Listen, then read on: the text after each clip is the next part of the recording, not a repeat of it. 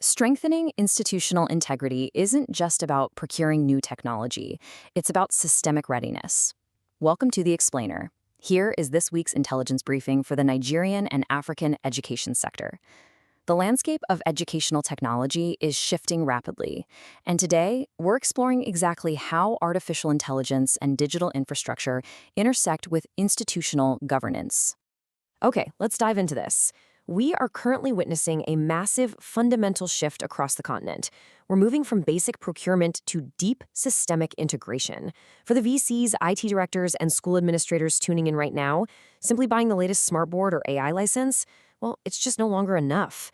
The real challenge, and honestly the real opportunity, lies in how ready your entire system is to absorb, manage, and secure these tools. Because if your foundation isn't ready, the absolute best technology in the world won't save you.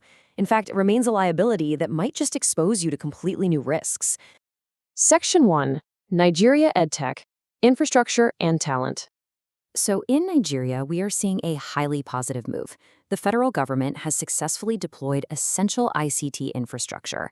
We're talking smartboards, laptops, and tablets to 15 colleges of education. But hardware is only half the equation. Paired with this physical rollout is a really vital focus on human capital, which was perfectly illustrated by the First Lady recently recognizing the winners of the 2026 National Girls in ICT competition. This is such a powerful duality. On one hand, the government is actively bridging the digital divide with physical tools.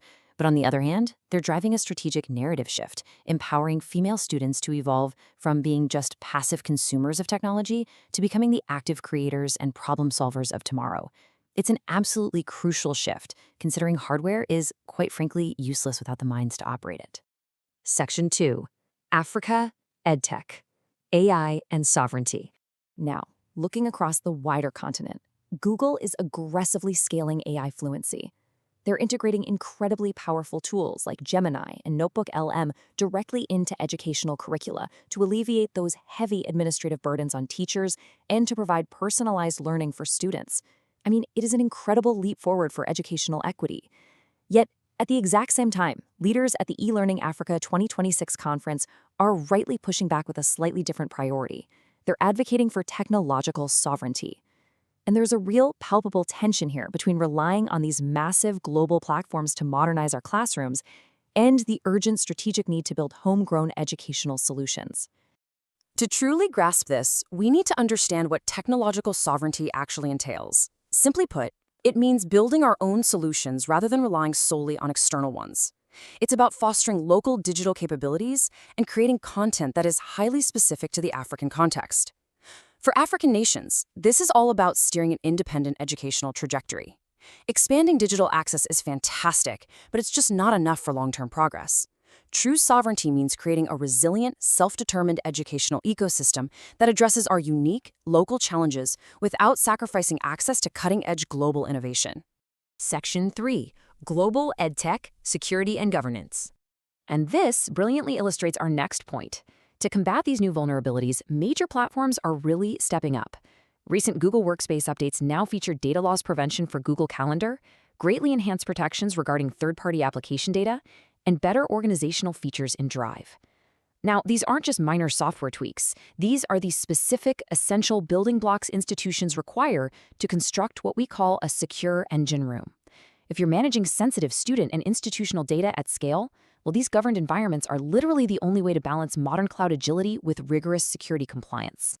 Because make no mistake, the threat is incredibly real. As experts from EduCause recently highlighted, artificial intelligence is significantly amplifying cybersecurity risks within higher education. AI is kind of a double-edged sword. Yes, it enables unprecedented innovation, but it also drastically increases the effectiveness of malicious threats like phishing, and it makes complex system vulnerabilities dangerously easy to exploit. Globally, EduCause warns that AI is intensifying these threats, making that secure engine room a critical necessity. Seriously, it's like upgrading to a digital bank vault when you realize the thieves have suddenly acquired power tools.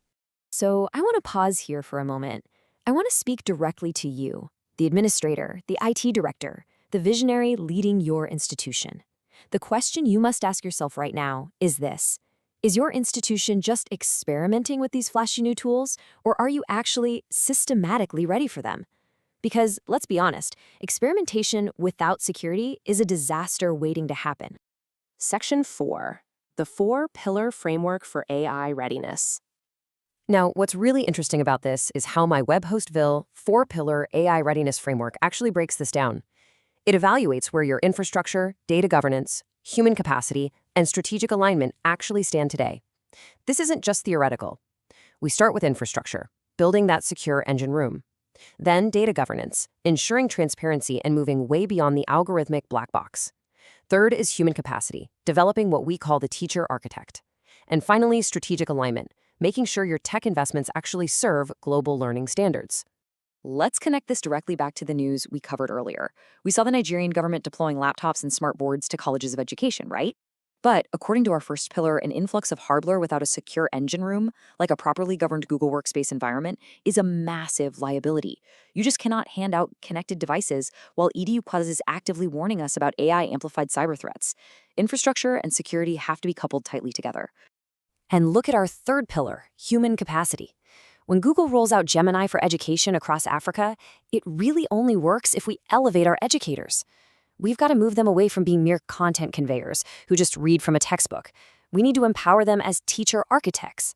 Our framework supports AI fluency initiatives by ensuring that educators achieve true pedagogical mastery over these new tools, which allows them to confidently design, build, and facilitate deeply personalized AI-mediated learning experiences. Section 5. Digital sovereignty and a sustainable future. So, the crucial point is this.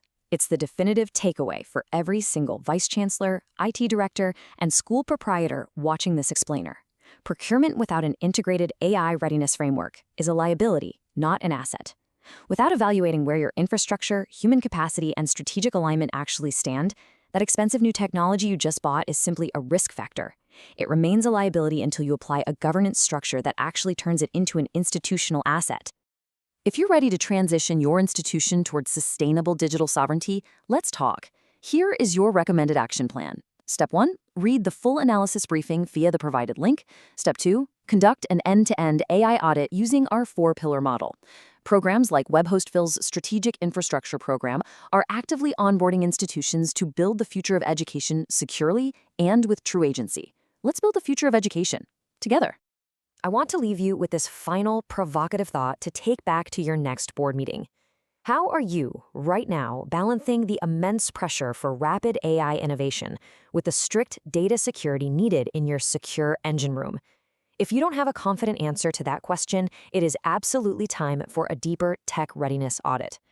Thank you so much for joining me for this briefing, and I really look forward to exploring the future of education with you next time.